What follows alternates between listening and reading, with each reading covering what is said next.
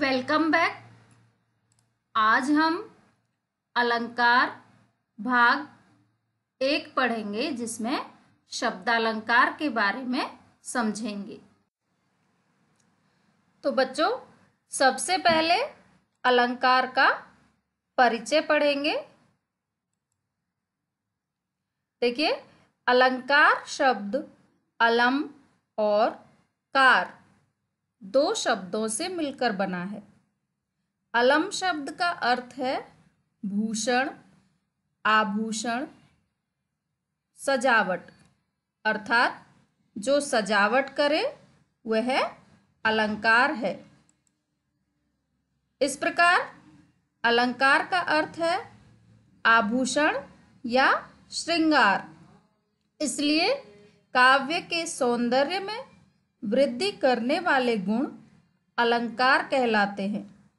अलंकार अपने आप में सौंदर्य नहीं होते, वे काव्य के सौंदर्य को बढ़ाने वाले सहायक तत्व होते हैं। जिस प्रकार हार आदि द्वारा किसी नारी की सुंदरता में और अधिक वृद्धि हो जाती है, उसी प्रकार अलंकार द्वारा काव्य के सौंदर्य में बढ़ोतरी हो जाती है।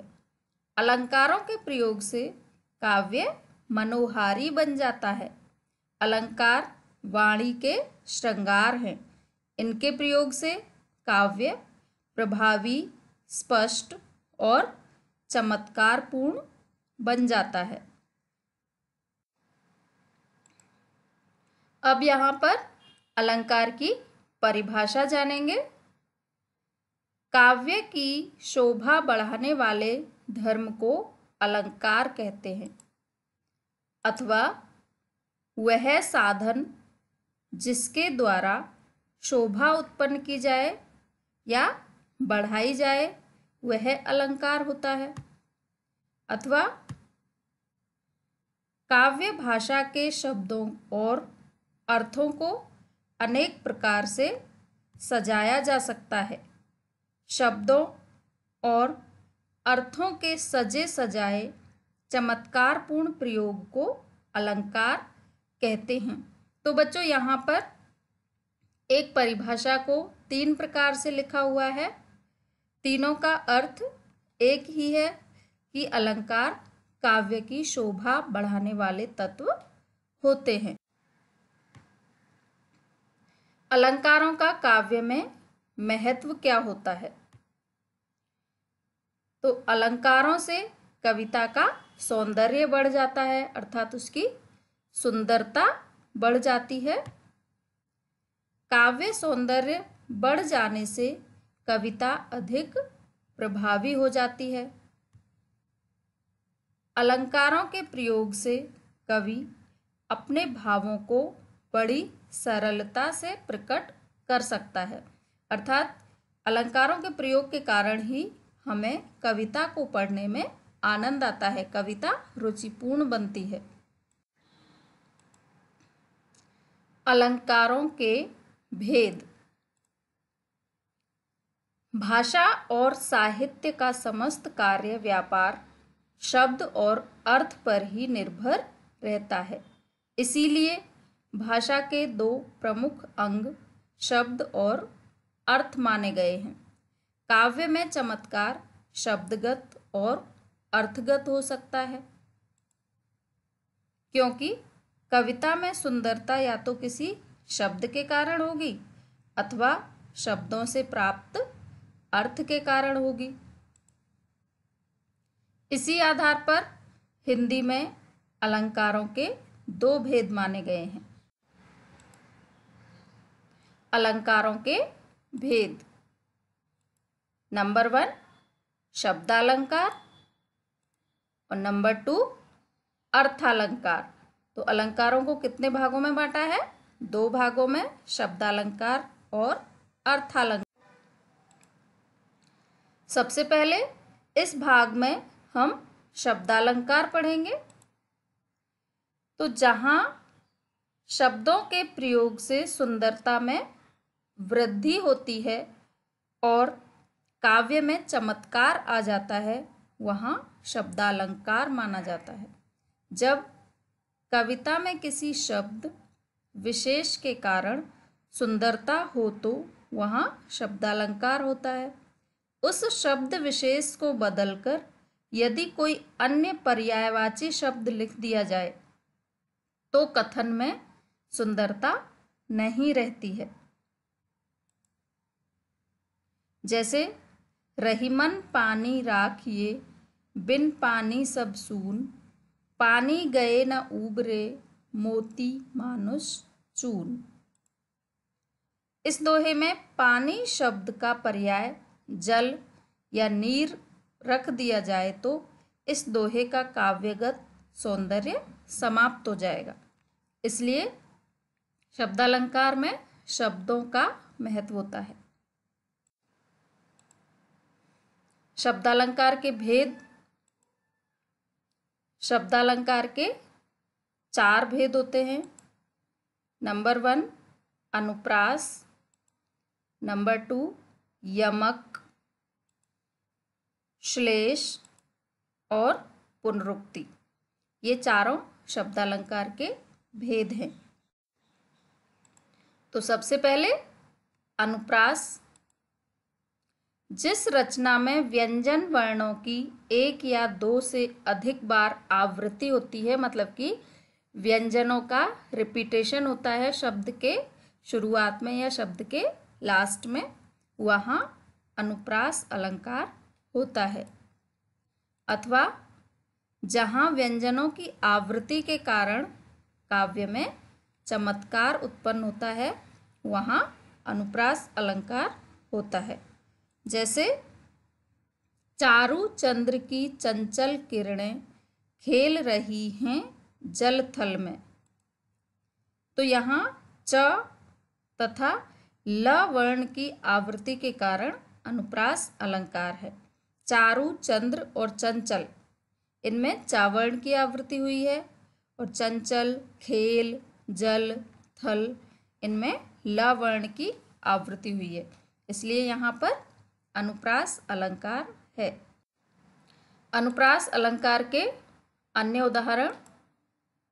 तरनी तनुजा तट तमाल तरुवर बहु छाए, तावर्ण की आवृत्ति। छोर टी है गोर टी या चोर टी अहीर की। क्लियर पता चल रहा है? टावर्ण की आवृत्ति। कालिंदी कल कदम्ब की डारन, कवर्ण की आवृत्ति। कूके लागी कोयले कदम्बन पे बैठ केरी, कवर्ण की आवृत्ति। काली घटा का घमंड घटा, घवर्ण की आवृत्ति।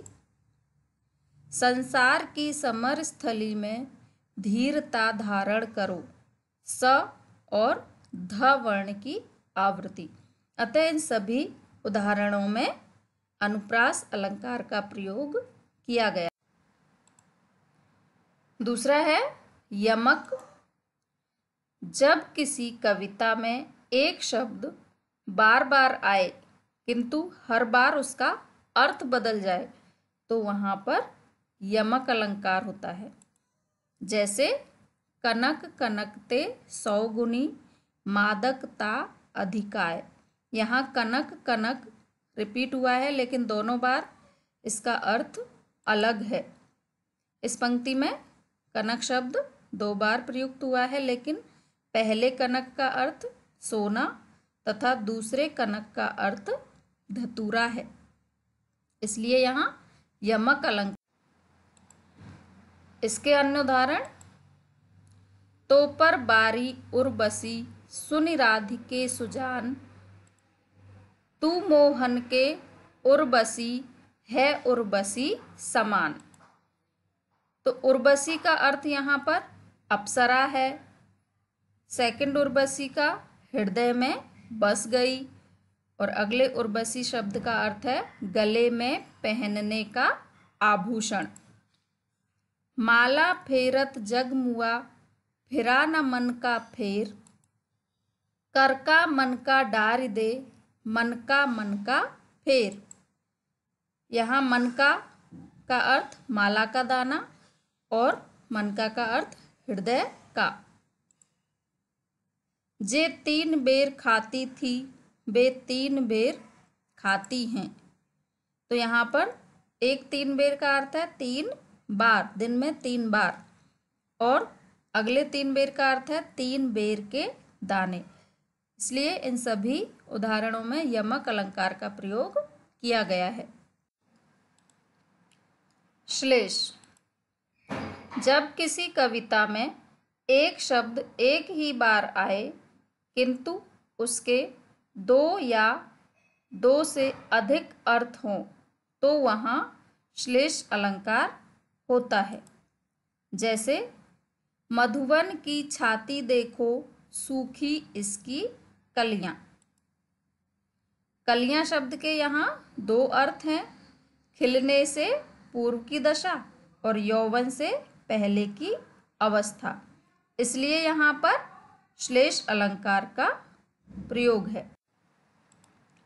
श्लेष के अन्य उदाहरण, मेरे मानस के मोती। मानस शब्द के यहाँ 2 अर्थ हैं, मन तथा मानसरोवर। मंगन को देख पट देत बार बार है। यहाँ पट के 2 अर्थ हैं, किवाड़ बंद करना और वस्त्र देना। चिरजीवो जोरी जुरे क्यों न स्नेह गंभीर, को घट ये वृष भानुजा वे हलधर के तीर। यहाँ पर वृष भानुजा का अर्थ राधा और गाय है और हलधर का बलराम और बैल। नल की अरु नल नीर की गति एकै कर जोय, जे तो नीचो वह चले ते तो ऊंचो होय।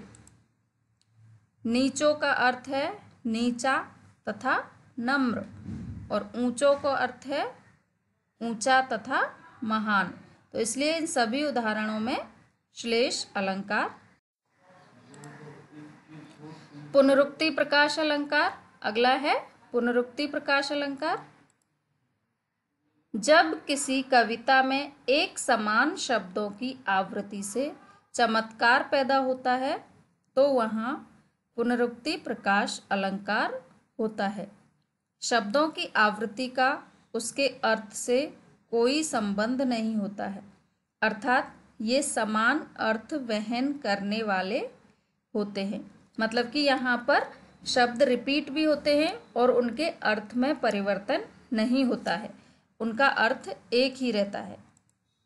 जैसे कूके लागी कोयले कदम्बन पे बैठ केरी, धोए धोए पात हिल हिल सरसे लगे। तो यहाँ धोए धोए तथा हिल हिल शब्दों की पुनरावृत्ति हुई है, अतः पुनरुक्ति प्रकाश अलंकार। पुनरुक्ति प्रकाश अलंकार के अन्य उदाहरण, खड़खड़ कर ताल बजा रही नाच रही विशुद्ध हवा, डाल डाल अलिपिवा के गायन का बंधा समा, तरु तरु की ध्वजा उठी जय जय का है ना अंत।